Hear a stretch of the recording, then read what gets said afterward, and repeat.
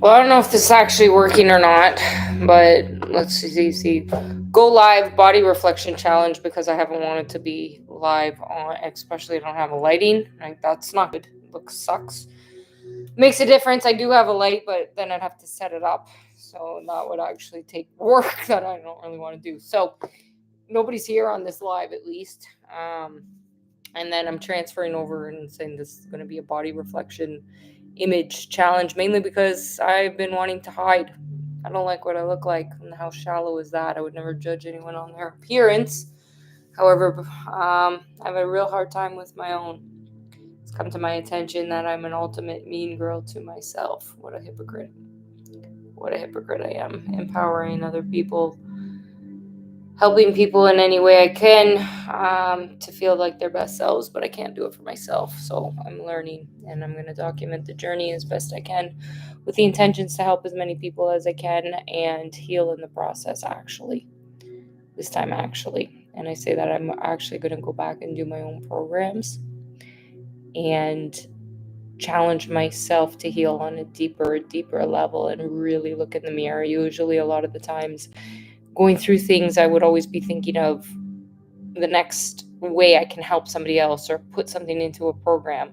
But I've learned that's even a way of deflecting from my own pain. And a lot of people have a food addiction or a body image issue without even realizing it. It's come to my attention. The body image issues and the things is, for myself, I can definitely say has a lot to do with self-worth and what I was taught without even realizing it. And this is where I say the first, so many people trying to heal from traumas relevant to different people for different things. Mine, I can say, is extreme trauma, extreme PTSD. I've been in a solid 4-year clinical depression now that I've been trying to work myself out of. I can honestly say traditional help damaged my life. And I did do everything that humanly possible to try to get as much help as I possibly can for my circumstances, having suicidal thoughts almost daily, and those actually came from the help. So do I believe all doctors are wrong or bad? No. However, the evidence of a lifetime of being put in and out of the hospital and systems, it has come to my attention that the help that so believes that people exist does not exist. And I'm making it my mission to create that help. However, I started out and did so many things to create help for other people, and I thought I was healed, but that also was a deflection, and then the universe kind of sent me back, and that's been the challenge. So it's like, you have to really do this again. I had once said I'd healed from my own eating disorders, and I meant it at the time I was doing it, and I believe so, but the missing component I really genuinely understand is love. And I never knew or was taught that I was allowed to love myself. I was taught that I wasn't. And if I'm not XYZ and serving others in that perfect way, I'm worthless. And that does relate a lot to the body and image and the things I was taught, or in the dialogue I would hear even around me of people in powerful positions that are supposed to be, leaders, and instead they're just shaming people and deflecting and hurting people. But that seems to be a very common thing, unfortunately. But the greatest thing I'm proud of, I have to say, is that I never turned around and did what was done to me. I evolved, made sure never, even with my own issues with my body weight or my image, and having been a professional fitness model, I made sure never to speak about those things or wait, like around my children or my girls, because I never wanted to repeat that. I never wanted to be the focus to be their appearance. I wanted it to be their character and their worth. And that was very important to me, and I did not do that. So it's like, that's the irony. It's like, but I'm still doing it to myself in my own dialogue. So we hear that so often, are you really your own best friend? Are you really your own best friend? And most people aren't. And that's why when we're left alone and everyone's gone, the true reflection begins. And that's the road less traveled. That's the hard road. It became I really did, an unconventional monk. I say unconventional because people would look at me and go, "You're not a monk." Well, you don't know what that means then. And for me, that trauma and that healing, the first one, really is my body and taking it back and the power back from what was taken from me. I was having a conversation with a woman, and she said, "Oh, she lost everything and everything was taken from her. She never had her dignity taken." And that's when somebody takes your body, and your body's not yours, and you don't have rights to your body. I'm literally to believe your only worth is giving your body away.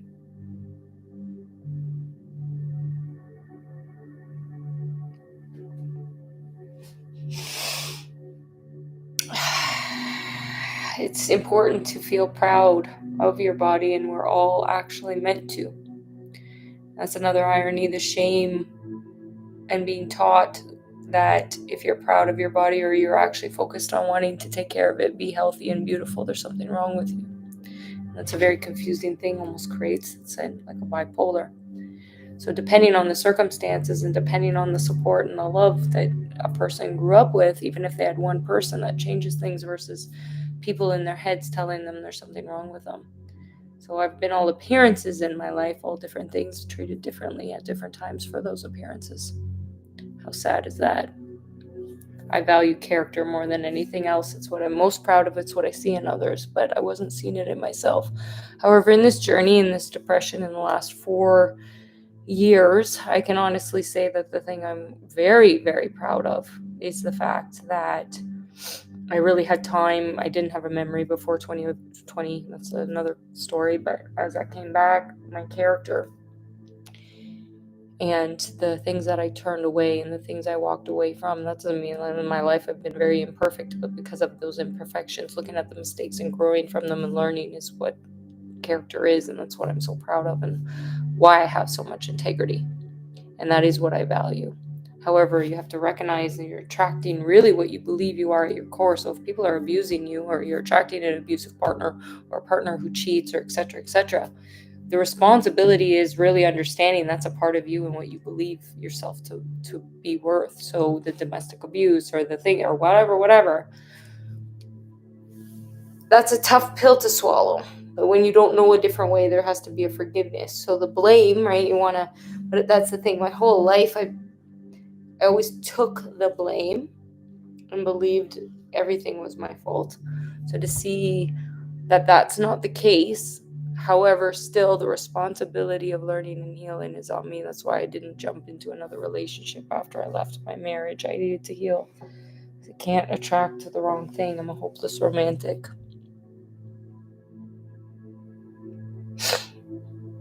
And, the shame of that loss of love. That love was the thing that changed so much. Believing when you're loved, and I want what I gave, giving love unconditionally, but not receiving it unconditionally. But that's the irony, it's why can't I do that for others and not myself? Because I don't believe myself to be worthy of unconditional love. Those hypocrisy. But if I don't change that in myself, I'll never find that.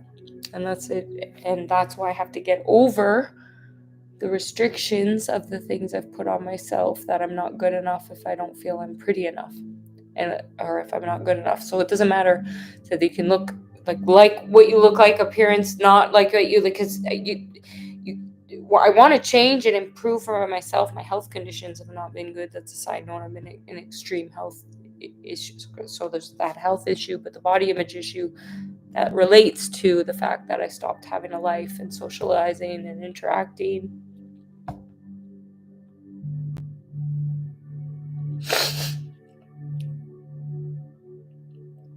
Because of how much my heart has been broken. But I had, after giving myself the time to understand my anger and frustration, that I'm justified in it, and really wanting to die so much, because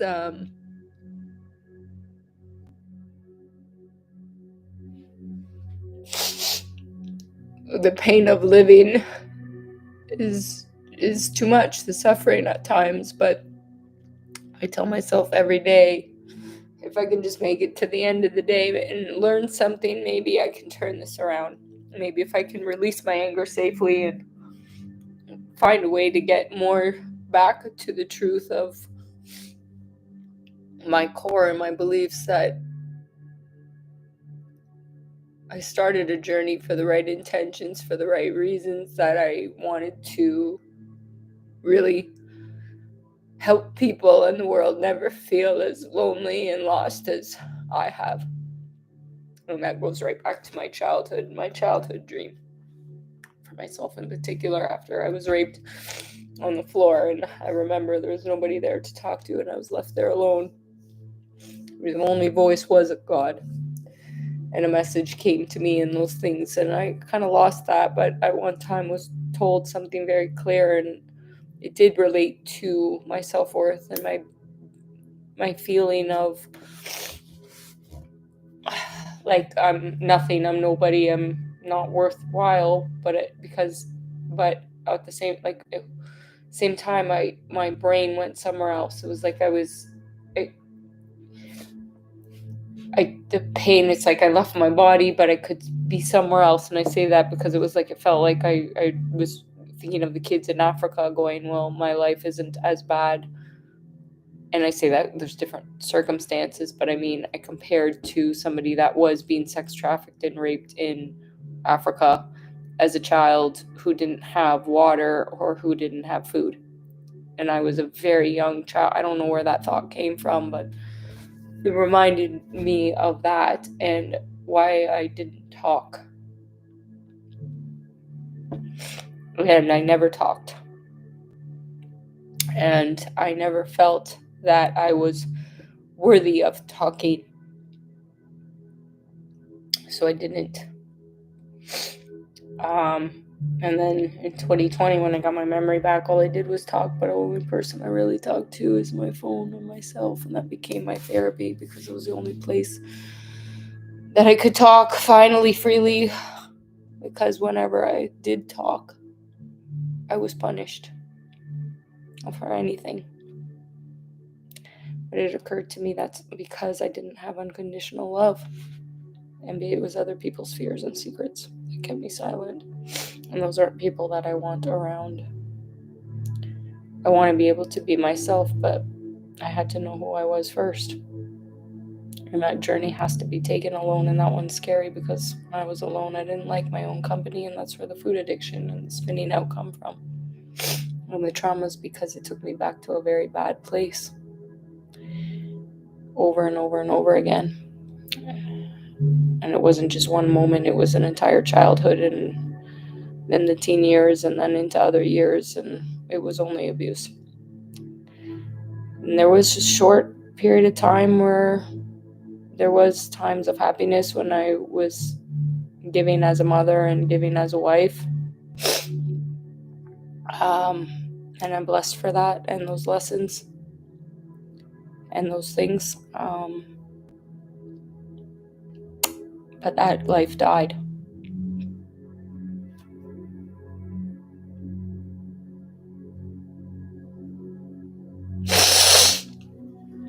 So, it is mourning the loss of a life, my own. I tried to kill myself one time in my life, actually. And it occurred to me when I was trying to live that was not possible. So I did it metaphorically. I know how to survive. I don't know how to live. I don't know how to be happy, but I don't think many people do. Especially people that come from trauma who are taught that they are not worthy. And I don't believe that. I believe when we're born worthy. And then the world tells us we're not. Some, not everyone. But for whatever circumstances. I don't believe somebody's worth has anything to do with their external appearance, a role they were born into, a title, a family they were born into, I believe those are just external things in a human existence and part of this test or journey. And we just come into the game at different times for different reasons. So I guess it's the opportunity to recreate this character in this body. The foundation of everything is the relationships we have with ourselves. And then the next relationship is how that is with the world and how we interact with it. And then we have to build, this is our robot. This is our programming. And then how we're going to live in the world and exist. And I have not been reintroduced to the world yet. Because humans still scare me. But that's because I still scare myself. Otherwise, I wouldn't be attracting the wrong things. So I'm working through it. So I guess I'm starting this page to stay focused on, the body image issues, food addiction, the healing that I know I do deserve and other people do too. And if somebody's never told you you're beautiful, you are, because God doesn't make mistakes. We're all worthy. Every one of us. I'll tell you, you are. And it doesn't matter what you look like. You have to see that yourself right now. I realized I needed the ugly inside of me to come out, and I had to sabotage myself to see that, because I felt that was more true to myself, to understand the internal scars.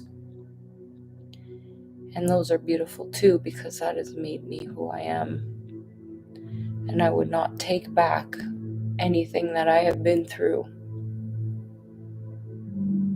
even as hard as it's been, because that's what's made me a fucking warrior. It absolutely has.